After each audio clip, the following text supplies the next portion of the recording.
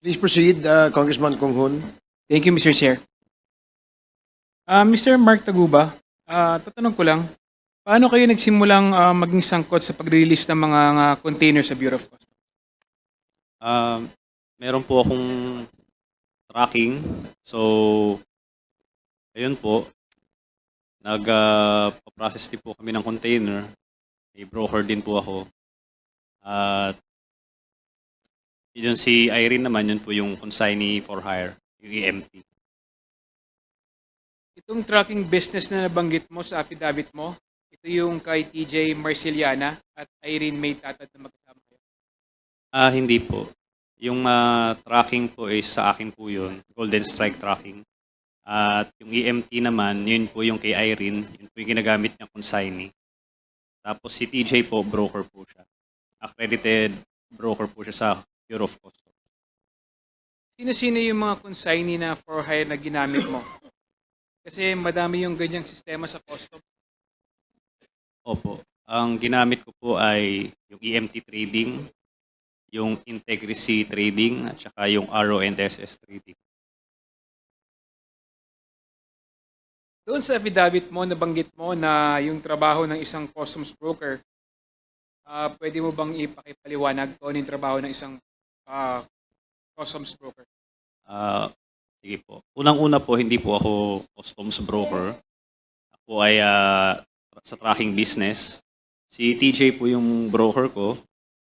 So, pagka may nag-i-inquire sa aking client kung magkano yung halaga ng kailangan para magparating ng isang container, nire-refer ko po yung kay TJ.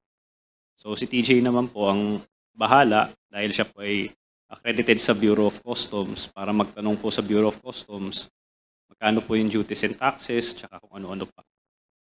I-relay niya po sa akin yun, tapos idadagdag ko naman po yung lahat-lahat, yung all-in po, yung shipping lines, yung tracking, pati na rin po yung TARA.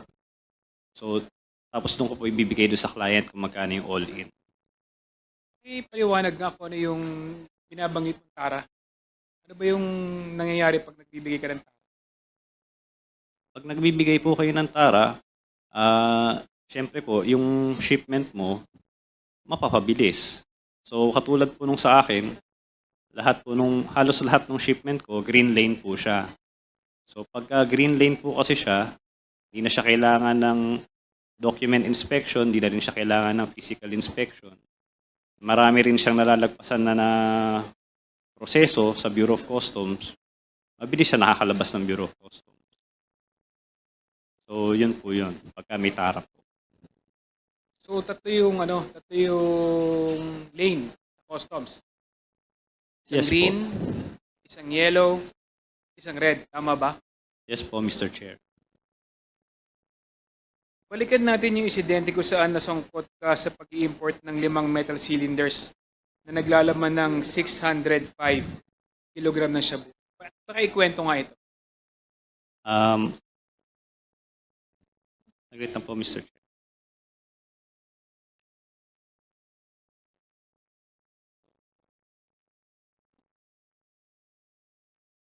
So, yung nangyari po kasi sa amin, is si Richard Tan daw po yung, si Richard Tan po kasi may-ari ng Hongfei.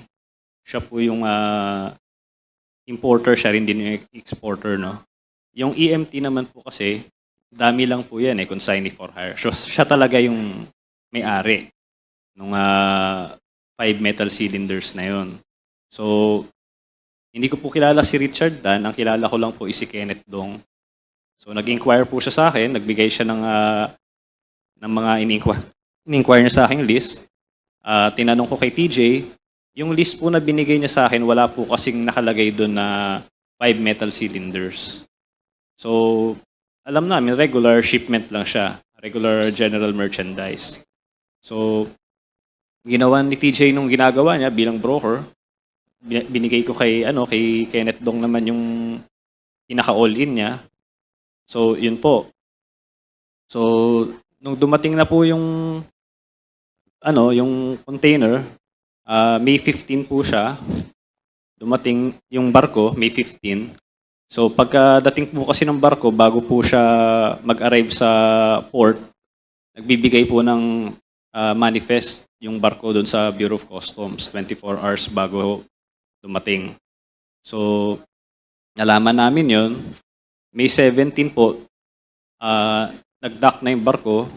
Doon na rin binaba yung container. Tapos, ayun nga po, I think from May 22 hanggang May 24, yun po yung releasing. So hindi siya agad, kahit green lane siya, hindi agad siya ni-release. Kasi po, sabi ko po noon na halos 100 containers po yung napaparating every week. So dahil hindi naman siya nirarush nung may-ari, minabuti kong gamitin na lang yung truck ko sa ibang mga shipment. So, May 24, nilabas na siya ng ng port. Tapos dineliver na siya sa Hongfei, Valenzuela.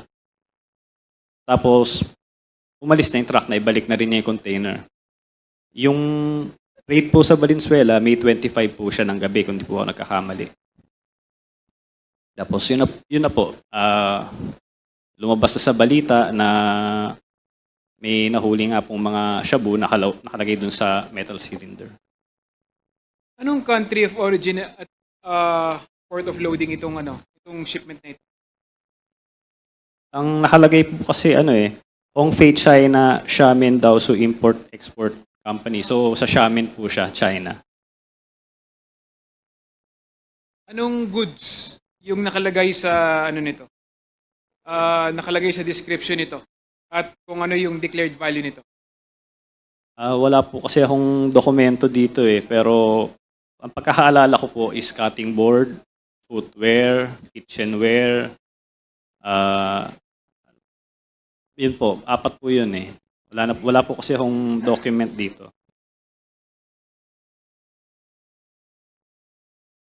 Mr. Taguba, sabi mo noon sa Senado, ikaw ay nag-ayos ng shipment. Pwede mo bang ipaliwanag kung ano yung sistema mo sa pag-ayos ng mga shipment? Yun nga po, may mag-i-inquire po sa akin. Tapos, meron kaming broker, meron akong consignee. Yun po, kung ano yung, mag-i-inquire sila sa akin, kung ano yung duties and taxes all in nung isang container. Tatanungin ko sa broker ko, tapos babalik ko sa kanila kung magkano yung all-in. Ano yung mga shipment na ipinapasok mo rito? Mga general merchandise po Yan po, mga katulad po niyan, mga tableware, kitchenware, mga shoes po. Mga regular shipment lang. First time mo ba nasangkot sa yung mga shipment mo sa illegal na droga? First time ba ito? Opo.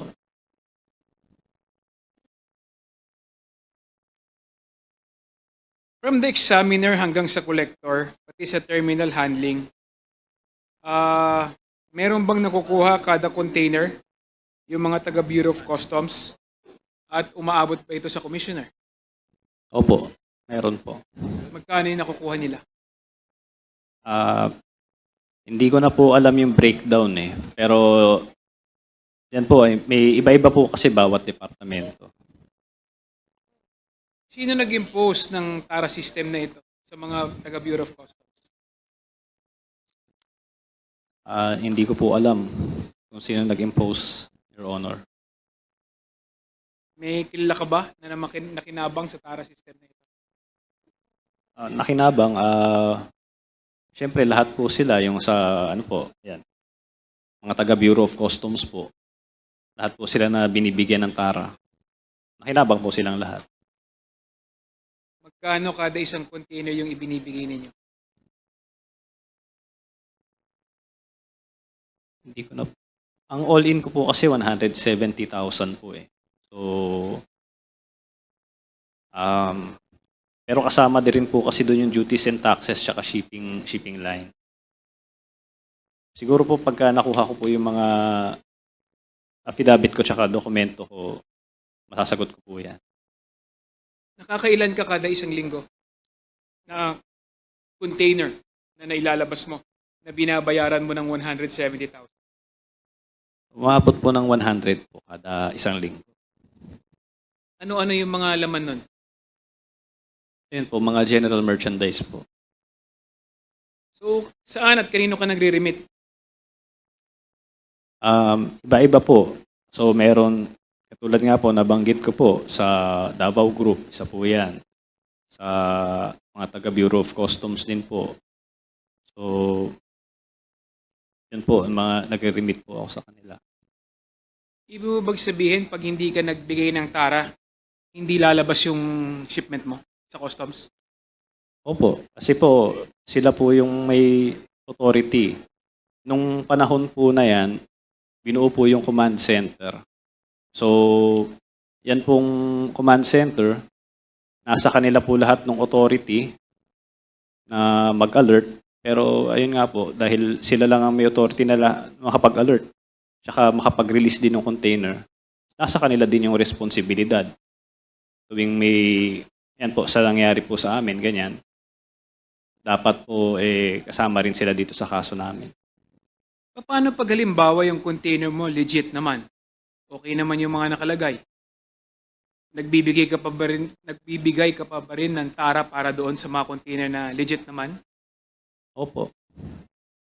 Lahat po ng container po, tingin ko po subject po one way or the other sa TARA system.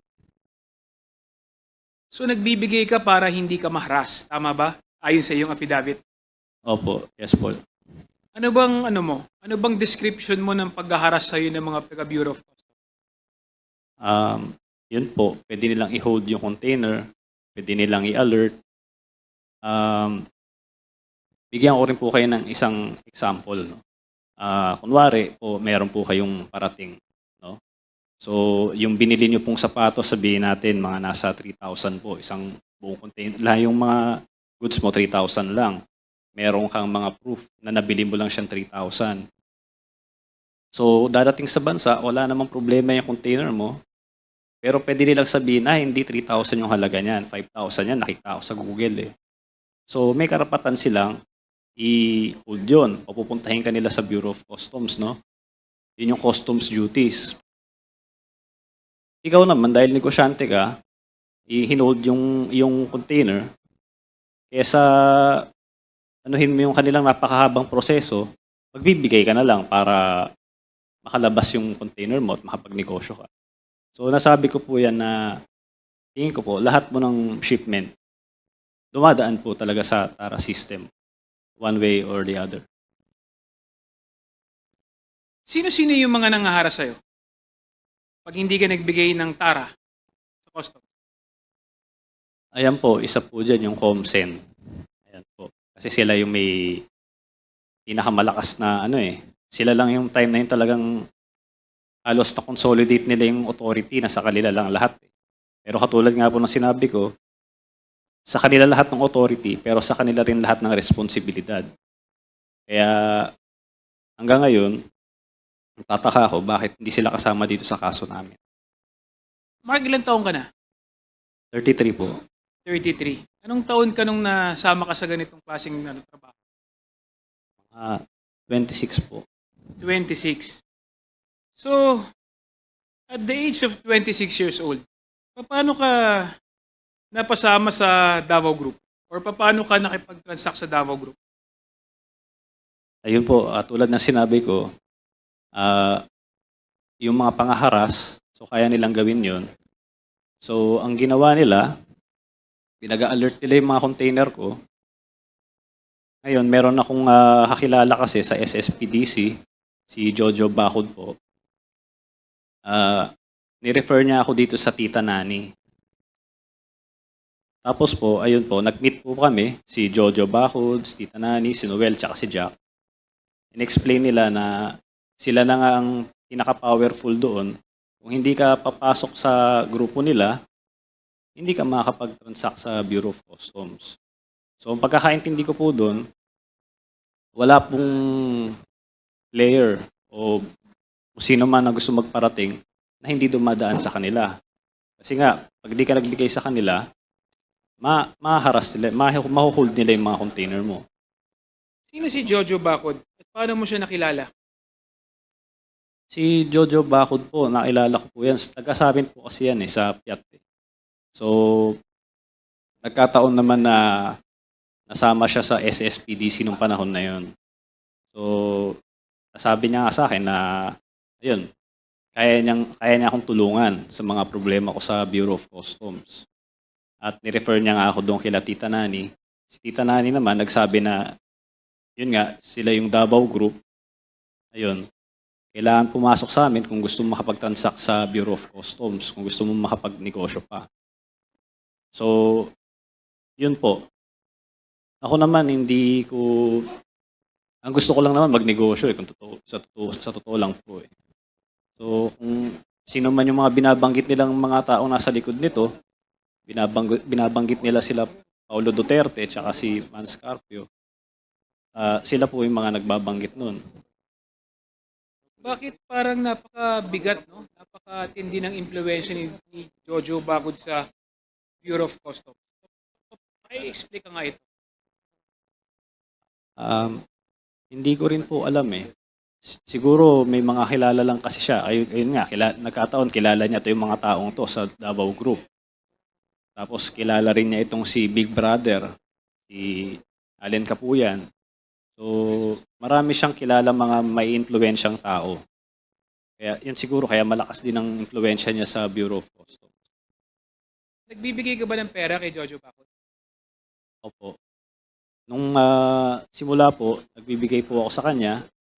So, pero dumating yung panahon na hindi niya kaya, so inirefer na niya ako doon kila Tita Nani.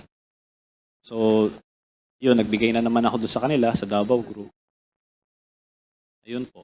Yun po yung storya nung kay Jojo pa. Paano mo nakilala si Tita Naning? Yung tinatawag mong Tita Naning na pinakilala ni Jojo Bacod. Ayun po, siya po, pinag-meet niya kami. Hindi ko na po maalala kung saang mall yun eh. Pero, ayun, mabilis lang naman yung meeting namin. Pinakilala lang niya sa akin yung mga taong yun nga raw yung Davao Group. Tapos, sinabi nila sa akin nga na hindi ka na makapag-transact sa Bureau of Customs kung hindi ka kasama sa amin. Ayan. At kailangan may enrollment fee na 5 million. So, pinapapunta nila ako sa Davao nun para daw i-meet si Paulo Duterte. At may text po ako niyan eh. Ano po yan? Sinubmit ko po yan sa dati pa noon pa sa Senate investigation. Tsaka dito rin po sa Congress. So yun po yung ebidensya ko kay Tita Nani. Ayun po, lumipad po ako ng Davao noon dahil sa utos nila. At ibinigay ko yung pera kay Small Abellera. Sinundo muna ako ni Jack. Siya yung wala naman kaming doon sa sakyan. Sinundo kami Sandali ni lang, Jack. Mark. Dito muna tayo kay Tita Naning. Paano ka napaniwala ni Tita Naning na member nga siya ng Davao Group? Malay mo, sabi-sabi lang niya yun. Opo. Kasi po si Jojo Bacod, yun lang yung dahilan kaya ako naniwala sa kanila eh. Dahil si Jojo Bacod, matagal na rin namin kilala yan eh. So, hindi ko iniisip na baka niloloko lang nila ako. So, yun lang po yung naging basihan ko. Dahil si Jojo Bacod po yung nagsabi. Anong prueba ang ibinigay sa iyo ni Tita Naning na para masabi nga na talagang legit siya na member nga ng Davao Group? Ang pinaka-prueba lang po na maibibigay ko sa inyo is lahat ng transactions ko is naging green lane siya.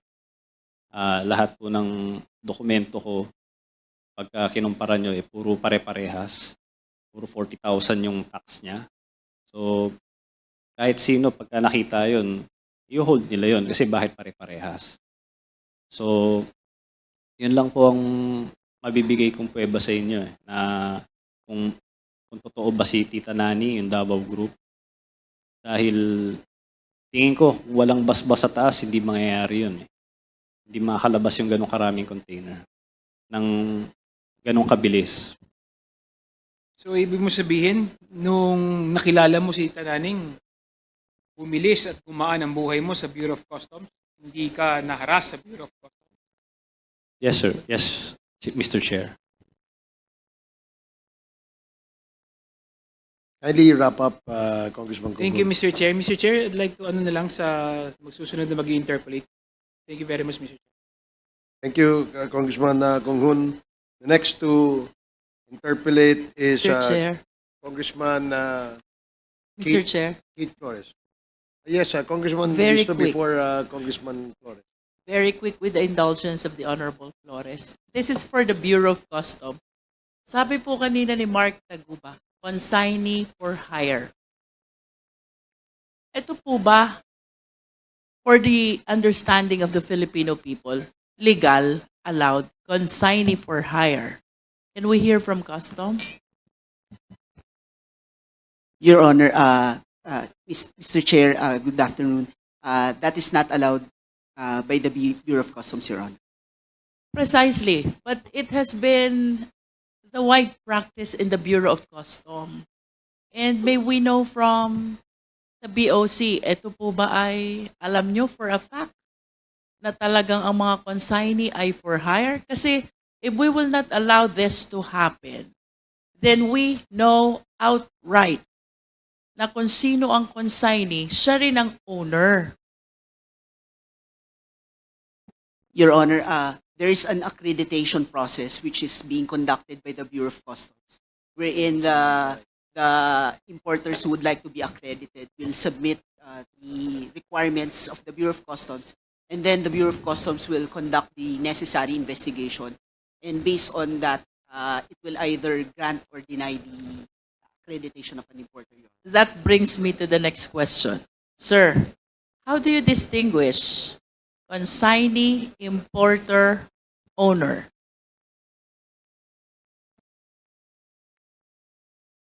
Your Honor, there is a regulation defining that, Your Honor. I'll just have to check the exact definition, Your Honor. I do not understand, Mr. Chair. It seems that all the containers are named after the name of the consignee. Since they are for hire, it seems to me, to us, ang mga dumadating na container, nakapangalan sa consignee. So how do you know who is the owner? Your Honor, the importers or the consignee will submit several documents, Your Honor. Regarding what? Regarding that particular shipment, Your Honor, bill of lading, inward foreign manifest, etc., Your Honor.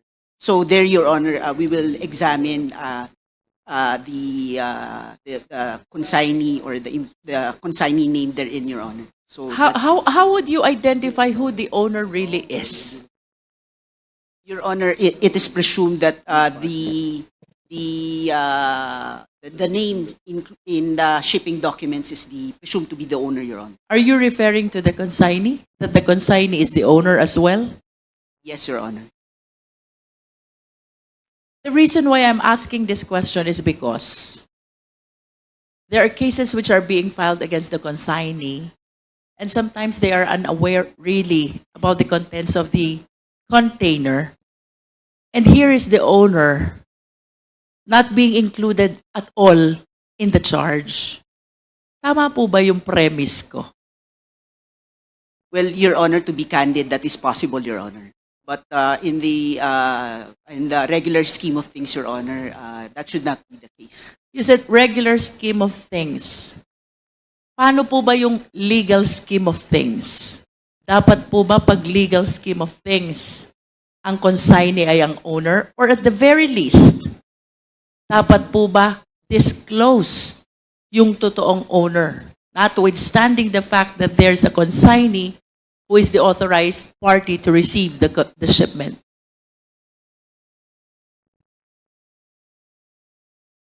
Well, Your Honor, I cannot definitely. Mr. Chair, the reason why I'm asking this question, suppose there's a contraband, shipment of illegal drugs.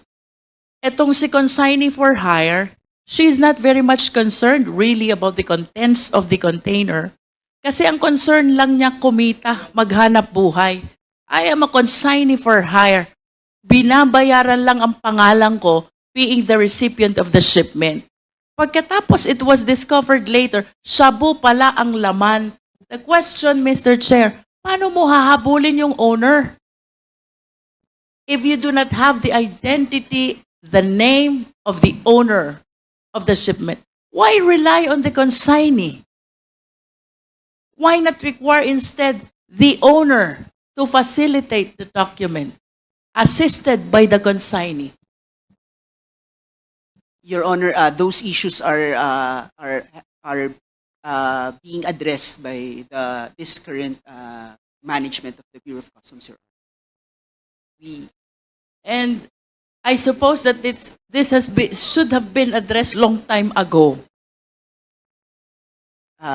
Yes, Your Honor. If we will be adopting the narration of facts of Mark Taguba, it's like we're going against the wrong persons. Given the hard part of our hearing tonight, walang gustong humawak po nito eh. So, pagtiyagaan nyo na po ako. Mula po sa opening ng pangalawang yugto o season 2, kumbaga, ng ating mga pagtatalakay dito sa Quadcom, ay narinig po natin ng mga statements given to us by our resource persons, Mr. Taguba, Mr. Guban, and Mr. Asierto. Atin din pong nasilip ang affidavit ni Mr. Las Cañas na ngayon ay witness na sa International Criminal Court. Kaya naman po, siya ay naka-embargo at hindi humarap dito sa atin sa Quadcom. Each of these individuals all carried with them intimate knowledge of the inner workings of the drug trade in the Philippines. Ano po ang similarity nila? Lahat po sila ay nagsalita at nagsiwalat ng ibang version ng war on drugs at nagdawit ng mga pangalan. At dahil dito, lahat sila ay nagdusa and they earned the ire of then former President Rodrigo Roa Duterte.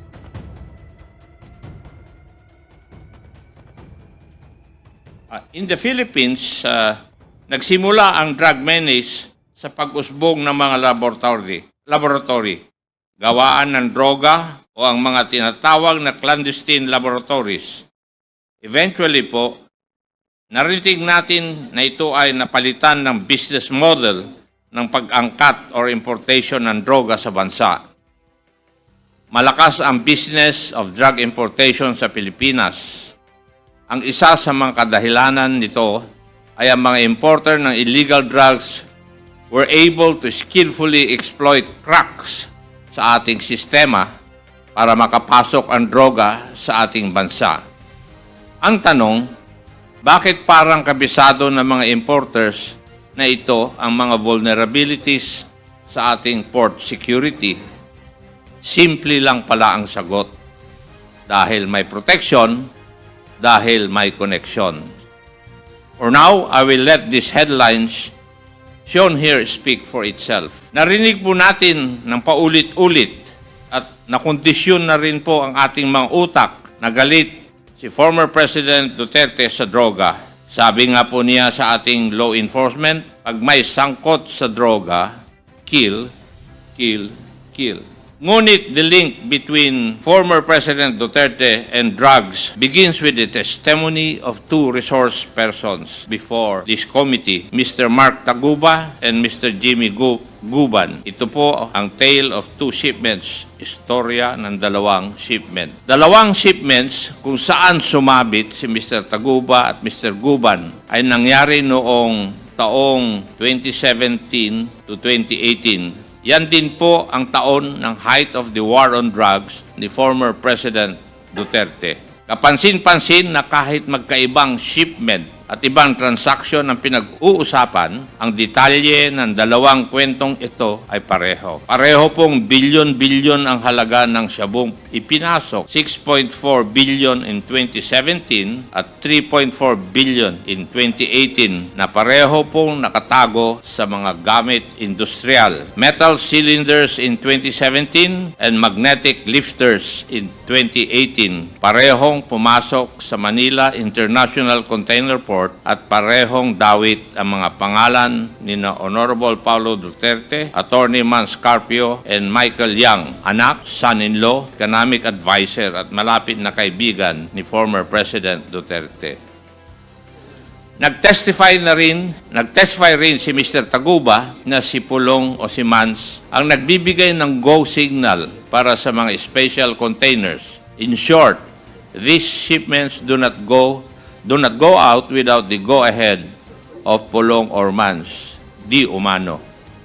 They allegedly control these shipments. Ito po ang mundo na napasukan ni Mr. Taguba gaya ng sinabi niya sa atin dahil gusto lang niyang magnegosyo. Kung gusto mo madali, lumapit ka sa Davao Boys. Yun po ang turo sa kanya. Yan po ang ginawa ni Mr. Taguba. Lumapit siya sa powers that be. Makikita po natin dito na baka meron ngang kailangang ayusin o baguhin sa ating mga batas dahil mukhang ang mga maliliit lamang na tao ang napapatawan ng sentensya. Ayun naman kay Mr. Guban, ang may-ari ng shipment sa kanyang kwento o ang shipment noong 2018 ay sina Mans Carpio, Pulong Duterte at Michael Yang. Naulit na naman ang mga pangalan na nabanggit ni Mr. Taguba. Ayun kay Mr. Guban, hindi niya pinangalanan ang tatlong ito sa pagdinig dati sa Senado dahil sa banta sa kanyang buhay at sa kanyang pamilya. Sino ba naman ang hindi matatakot? At dahil iba ang pinangalanan niya sa Senado, siya ay sinabit sa kaso at ngayon ay nananatiling nasa kulungan. Paano po ito nakakalusot? It's a crack in our system, a crack in the Bureau of Customs, ang TARA system. Simple lang po yung TARA system. It's grease money, lagay, given to the officials of the Bureau of Customs, among others, to push them into a more simple assessment of inbound goods. Halimbawa, aabutan ng 1 million pesos para hindi na ma-x-ray or buksan ng container na papasok. According to the tale of two shipments na nabuo sa testimonya ni na Mr. Taguba and Mr. Guban, ito po ang estilo ng mga illegal drug importers. Magbabayad ng pera sa mga opisyal ng BOC para mabilis na makalusot ang kanilang mga shipments. Oo nga naman, di ba? Paano madidetect ang isang shipment of suspected dangerous drugs kung simple assessment lang, walang x-ray or kahit anong form of physical examination? Ang mga nasangkot na pangalan sa ating tale of two shipments ay dapat palang matagal nang iniimbestigahan. These were all laid bare some time ago by Eduardo Asierto, an intelligence officer, a person in hiding for 6 years now just because of his intelligence report. Nagkamali siyang pangalanan, si Michael Yang. Oo, pinapapatay siya ni former President Duterte dahil sa kanyang report at dahil ginawa niya ang kanyang trabaho. At sino naman itong si Colonel Eduardo Asierto? Si Colonel Eduardo Asierto ay isang narcotics operative na nag-verify at nag-imbestiga ng mga illegal schemes na nangyayari po sa Bureau of Customs. More than the reports covering the Bureau of Customs, Colonel Eduardo Asierto prepared thorough reports which he shared with the Quad Committee on the involvement of Michael Yang, Johnson Chua, and Alan Lim in the illegal drug trade in the Philippines. Ayan po ang diagram ni Colonel Asierto kung saan makikita na si Michael Yang kasama ang kanyang mga business partners, Mr. Alan Lim and Mr. Johnson Co. ay tatlo sa critical na bahagi ng operasyon ng droga sa ating bansa. Ayon sa diagram, si Mr. Alan Lim ang local source. Si Mr. Yang ang taga-ayos ng importation side at si Mr. Ko ang distributor. Ipinapakita rin ng slide na ito kung gaano kakomplikado at organisado ang network. Ito po ay end-to-end, kompleto from supply to distribution na may kasamang na ring money laundering operations. Itong mga personalidad na ito ay pamilyar sa atin. Ilang beses na rin lumitaw ang pangalan nila sa Quadcom. Si Alan Lim ay kilalang asawa ni Rose Nono Lim. Si Michael Yang, economic advisor of former President Duterte. And itong si Johnson Ko naman is the person known to have financed and established the infamous Dumoy Laboratory.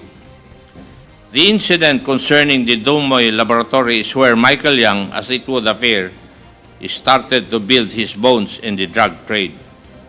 Matatandaan natin na ang kwento sa Dumoy Laboratory ay nagsimula mula sa 2 container vans na dumating sa Davao, which Michael Yang and a certain Panther received.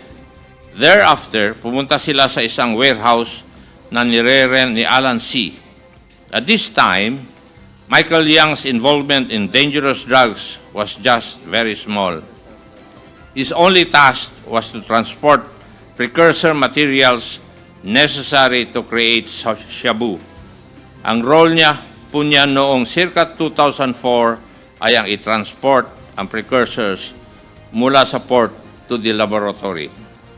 Ito ang napag-usapan natin sa Dumoy Raid. 6 na Chinese nationals ang namatay.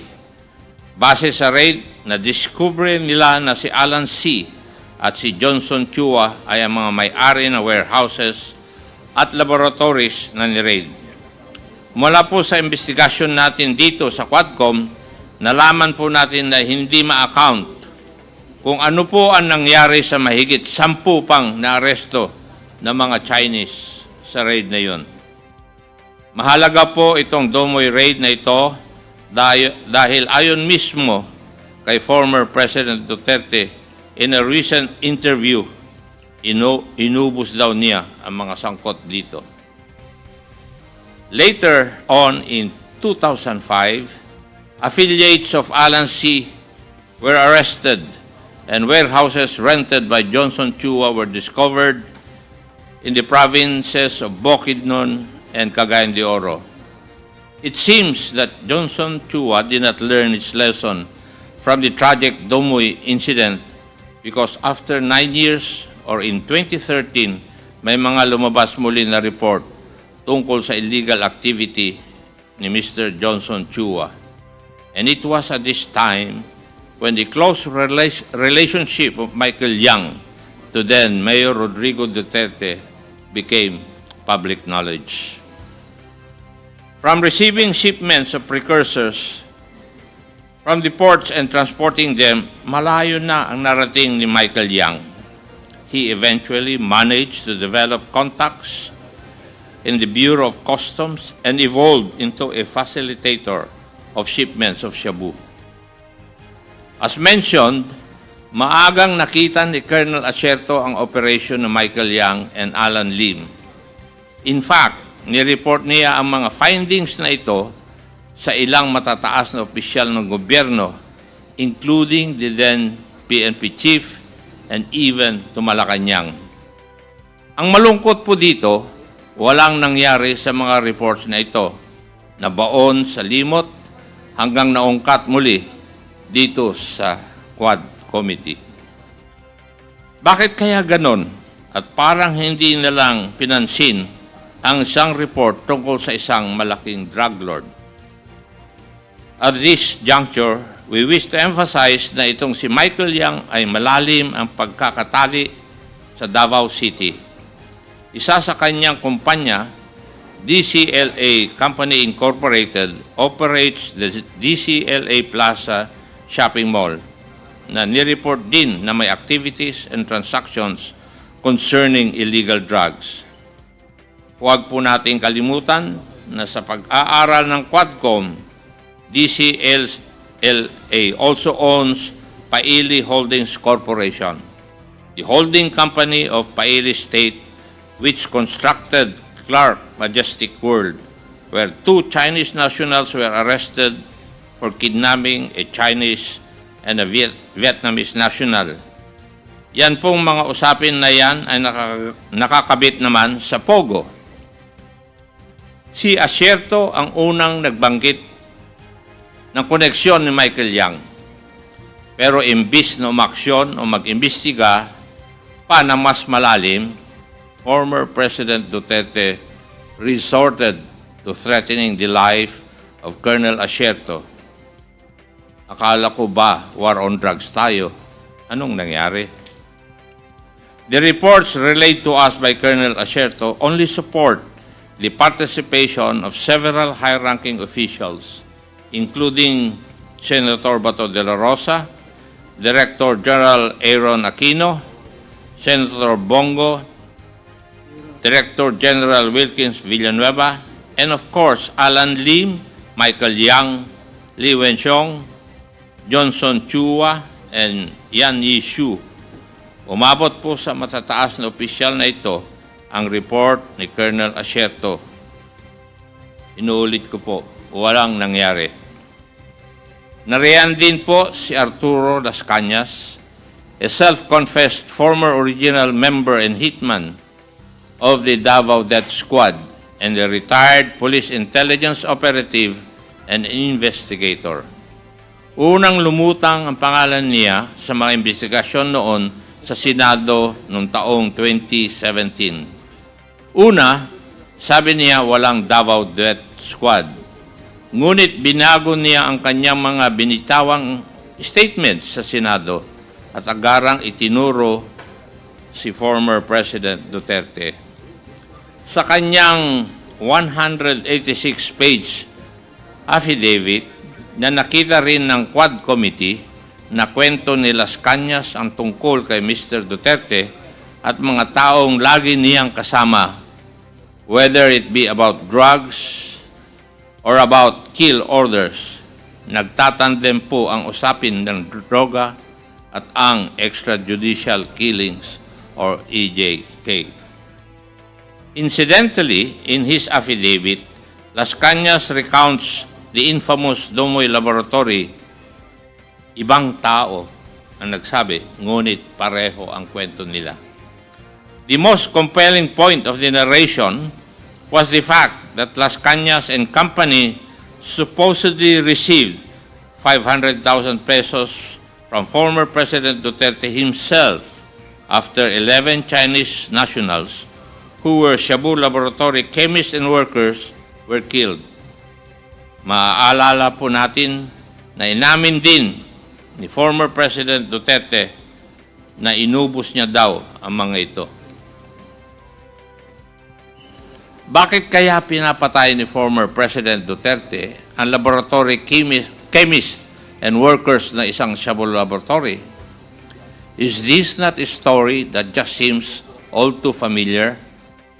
As early as 2004, former President Duterte had already been issuing kill orders to those involved in the drug trade. All for the purpose of what?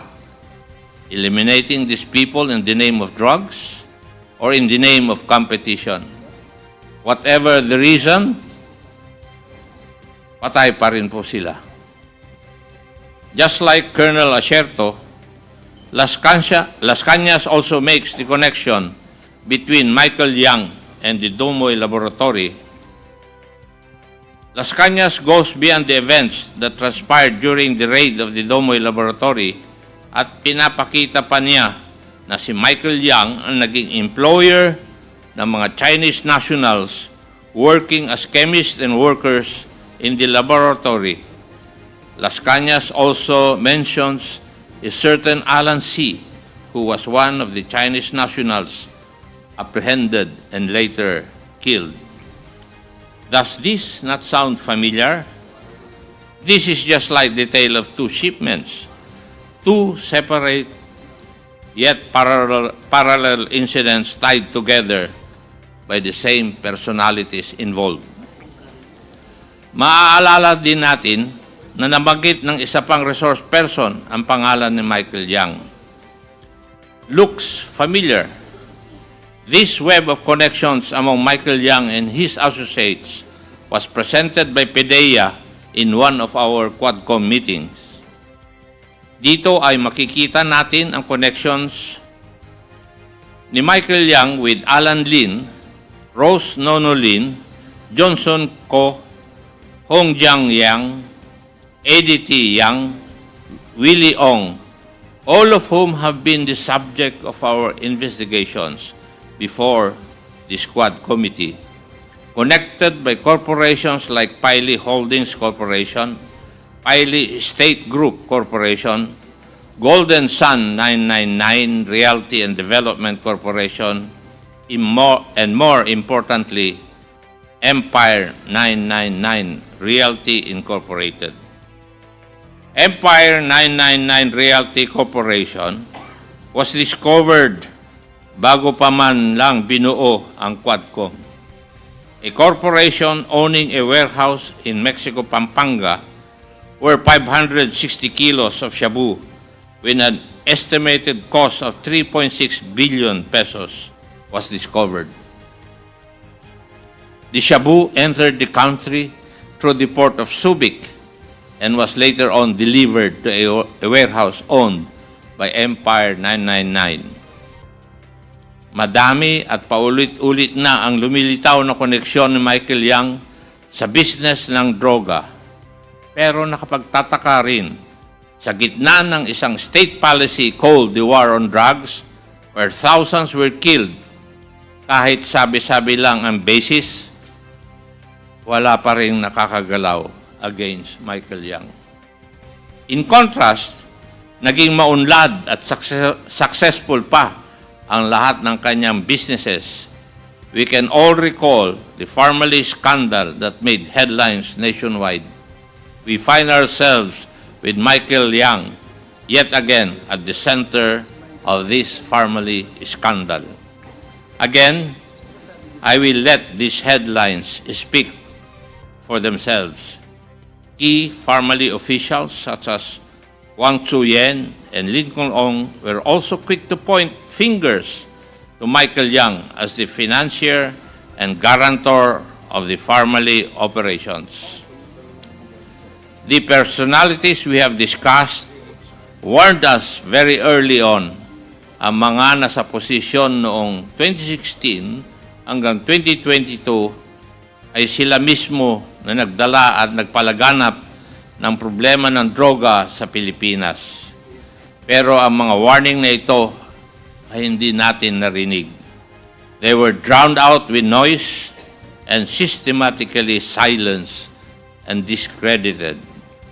Colonel Asierto, for instance, categorically named former President Duterte, Bongo, and Bato de la Rosa as integral personalities in protecting the illegal drugs network in the Philippines. Worse, they serve as key figures in ensuring that large volumes of illegal drugs slip right through our borders. Asan ngayon si Colonel Asierto? Nagtatago dahil gusto siyang patayin ng ating former president. Incidentally, these are the people whose hands are on the purse and the sword of the Republic, and they have deftly used it. It is most unfortunate, however, that the sword was used to slit, stab, and slash the very people it swore to protect. We, the people. And the purse was used not to benefit the Republic, but to line the pockets of the few. Nilunod po nila ang bayan natin ng droga at kumita sila dahil dito. Isa sa mga right-hand man ni former President Duterte, sang-ayon kay Colonel Asierto, he branded former President Duterte as the Lord of all drug lords. Napakasakit po dahil Pidigong won on the platform of a hardline stance against illegal drugs and criminality. siya pala ang mukha ng illegal drugs at kriminalidad. Colonel Asierto, Mr. Jimmy Guban, Mr. Las Cañas, and Mr. Taguba have all bared their stories before the Squadcom, and it is through our combined efforts, through their stories, and our interpellations where we discovered common personalities that seem to just be consistently present in all the narratives.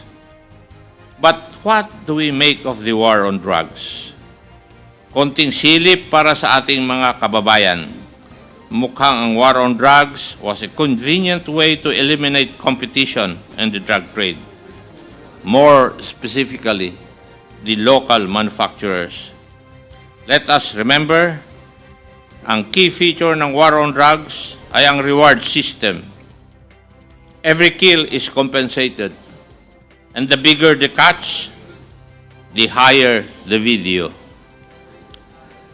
Colonel Espinido even adds that awards could go as high as 100,000, and that the system at that time was known to all policemen.